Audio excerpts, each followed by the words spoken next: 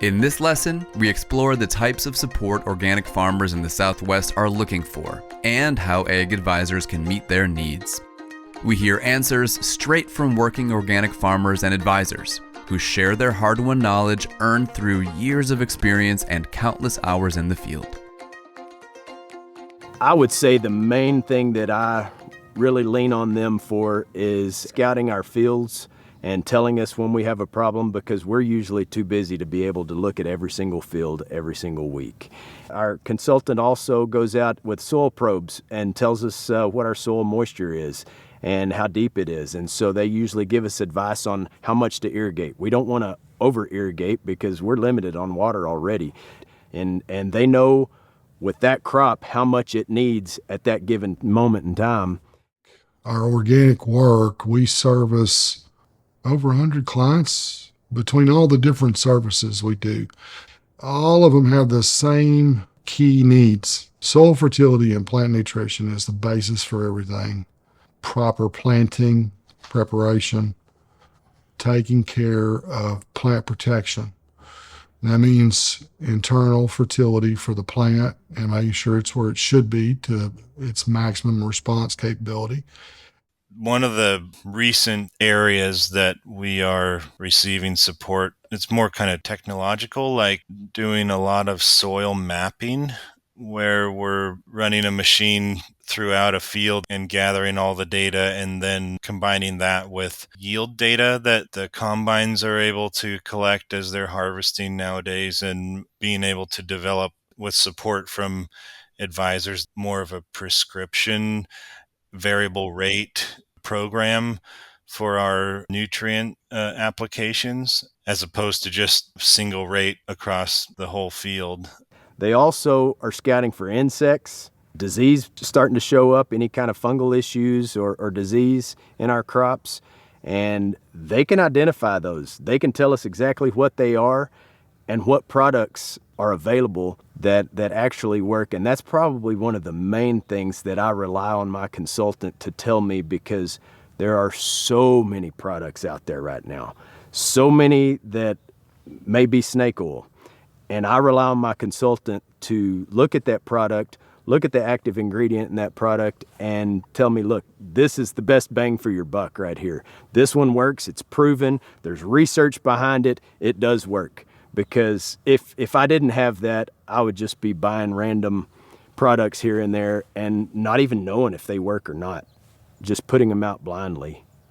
Not only which products, which equipment works well for weed control, timing of application, timing of cultivating. Not only does the consultant tell us, what really works out here and everything, but that consultant, he's looking at hundreds of peanut circles and hundreds of cotton circles. He's looking at those all summer long. So he can tell us which varieties are performing well and which varieties to stay away from. I had no idea what I was doing. I mean, nothing. Whenever we got that first season, whenever it was time to dig, now I understand. But that year, Justin did his last check on the peanuts, pulling peanuts and checking the maturity, and then he wrote on his report that the maturity was there, they're ready to dig. And I left them in the ground for another, maybe a couple of weeks, I don't remember, but I just remember reaching out to him because I was like, hey, are you coming back around? Like, where's your report this week? What am I doing? What do I need to do? I just think back to that, and it's like I was very, very reliant on him, because I was sitting there going, hey, where you at? I need you here. But I learned a whole lot from him, a lot. And I would text him all the time. What's this? What's this? Text him pictures, like, what's going on here? What's going on here? I mean, I call upon my agronomist to ask him, what's this bug? Do you think it's a problem? What's this weed? Do you think it's a problem? Sometimes just somebody to talk you off that ledge when you're thinking, man, I don't want to go down this journey anymore. This is hard. I'm going back to the old way. You almost just need a therapist to help get through it. But the real thing they want is somebody they can talk to, somebody that they can get some answers from, and somebody that understands them, their family, maybe even knows their kids, knows the situation that they're facing on their farm, knows their bank account. And that seems a little strange to say, but hey, I'm up against the wall on finances, or I've about used all my crop loan up, that sort of thing. Understand the family dynamics, understand the farming dynamics, and to be able to relate that advisor's answers to that whole mix. You don't want to give some advice that says spend $50 an acre for this particular product if you know that guy can't afford a $25 an acre application, whatever that is. You got to figure out your solution based on what you know his situation is at that particular time. That's difficult because it may not be the best solution, but you've got to just weigh those pros and cons of that and say, okay, we're going to try this. It's not perfect, but we're going to see if we can get some results out of this, and it will work with your farm and what you're doing.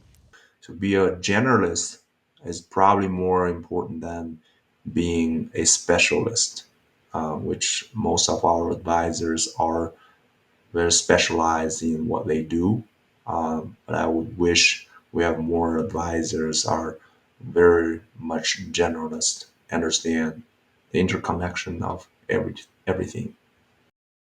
Also, what I rely on my consultant for is markets. I think it's important to know what markets are out there, what's available, what buyers or brokers to use, which ones have a good track record. Because a lot of times the growers need a new market for something and they don't have any contacts for that. And so I do rely on my consultant for that as well. Because if you grow it and do it all right all season and then you don't market it right, which marketing starts before you plant the seed. If you don't market it right and you don't store it right, you just wasted potentially your whole crop. So we've heard more about what farmers might be looking for from their advisors, which leads to the next question. What do ag advisors need to learn more about to best support organic farmers? I would say the first is having some grasp of the organic certification process and policy and programs around that. So understanding that, okay, if you're going to certify organically, that's a 36-month commitment. You either have to show that, hey, no prohibited substances have been applied for the last 36 months, or you're moving into this production system. All it really takes is one, flub up or misapplication, and you're back to that 36. So I think for anyone in an advisory capacity working with folks, especially probably beginning folks who are going into organics, they need to really have a solid working knowledge of that. That's where I think, the biggest immediate problems are likely to show up, and they're really painful when they happen. I mean, it happens. I mean, people lose their certification. The paperwork is definitely a deterrent because no one likes doing paperwork, but I always offer to go and sit down with them and do the paperwork with them because the questions are not always straightforward. And if you have been trained in this is what a certifier is wanting out of this question, you can actually lead the producer and say, what they really want to know is this. And that can go a long way in getting the producer over that hill. And then they say, oh, this, I can finish this. Fertility and weed management. They're the most challenging for our farmers. That repeatedly shows up in surveys. The tools or the ways that you implement weed management and fertility management in our systems is a little different perhaps to organic systems in other parts of the US. And so you can't necessarily read fact sheets from Iowa State University. They do a lot of organic research, or Cornell, or you can't just assume that you can transfer knowledge from one part of the country to the next. And unfortunately, we haven't had as much investment in this area in Utah as some of the other states. So. The two areas that farmers struggle with in organic is weeds. That's going to be the biggie. And most of that comes down to tillage and knowing when to till and how to manage your tillage, that sort of thing. Even having some expertise in the different tillage equipment and when to use that tillage equipment, that all of our advisors need to know that and work at that. And then secondly, insect problems are a big issue for all of our advisors, knowing what the insect problem is, knowing if it's control with the beneficial, knowing if there's some sort of organic product that we might use to control it, knowing that maybe it's just going to go away. It's not going to be an issue. So keeping up with the insects, and then following closely to that would be diseases. So that's outside of picking the right varieties out there, getting the soil health down, using the right kind of fertility that we need out there, even all the way down to when am I going to harvest this crop, what's going to make the best difference, what kind of cover crop am I going to plant. I can name all kinds of things that we deal with in organic. I think diseases are important to learn, and we need more advisors to help train some of these people to learn that. Insects, to know the kinds of insect problems we got out there. And weed control, getting that farmer to stay in the field. Farmers in the Southwest are as diverse as our landscapes. How can advisors make sure that they are able to serve everyone, including historically marginalized, underrepresented, and underinvested populations? You as a community, you as an ag advisor, you are the only opportunity that is there for them right now to be invited in. You have to think of it as someone walking down the street, and your door is open to them, and you're welcoming them, and you see them, they're tired, they're thirsty, but they can come in, and you want them to come in, they're welcome to get it. But if you don't invite them in and make it appealing for them to come in, they're never going to come ask you for water. They could see water free flowing from your pump. They're not going to walk up and go get the water. You're going to have to invite them. You're going to have to create an environment that looks safe and inviting for them to come and participate. That is what you're doing. And as a person who is an ag advisor and is the only person that they're seeing, maybe the first person they're seeing from this kind of community, from this kind of program, that's going to be your responsibility. It's a big responsibility, but it's not too much to ask if you truly want to include these kinds of communities.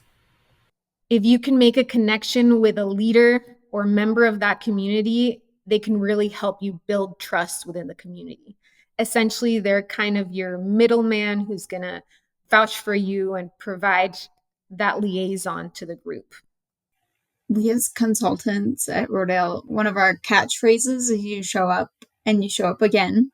The more times that they see you and you interact with them, even if it's just a hi, hello, how you doing, the more they're likely to open up, listen and learn, introduce yourself, and then go from there.